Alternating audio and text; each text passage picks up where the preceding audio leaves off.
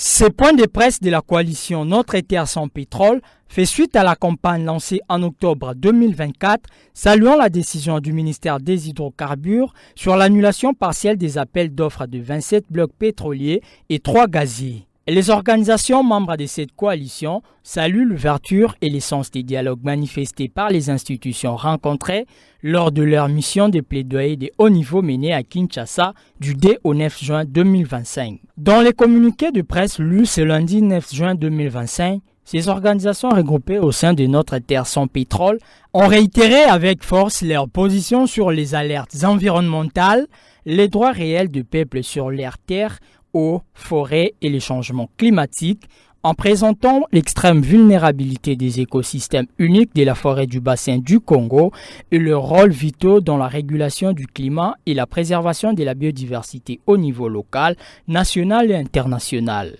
Permettant un débat national inclusif, transparent et responsable éclairé sur l'avenir énergétique, la revanche du sol sur le sous-sol. La définition participative d'une orientation, choix économique, technologique et modèle social de la République démocratique du Congo. La création d'une plateforme publique d'accès à l'information sur le secteur des hydrocarbures, engagement à rendre public les résultats des audits environnementaux et financiers déjà lancés pour les sociétés actives, notamment celui de Perenco. Prise en compte de la superposition au chevauchement des titres et respect du couloir vers Kivu-Kinshasa. Suivi renforcé des accords de zone d'intérêt commun avec les pays voisins, avec engagement d'informer la société civile de leur évolution. Implication de la société civile dans le processus de réforme de la loi sur les hydrocarbures de 2015.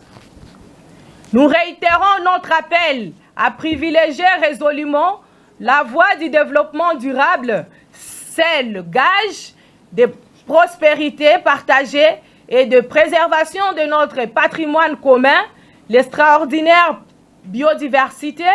et les forêts de la RDC, poumon écologique, agricole du monde, trésor et pays solution pour l'humanité. La campagne Notre Terre sans pétrole continuera de mobiliser l'opinion publique nationale et internationale et de suivre avec la plus grande attention les prochaines étapes dans la gouvernance du secteur des hydrocarbures.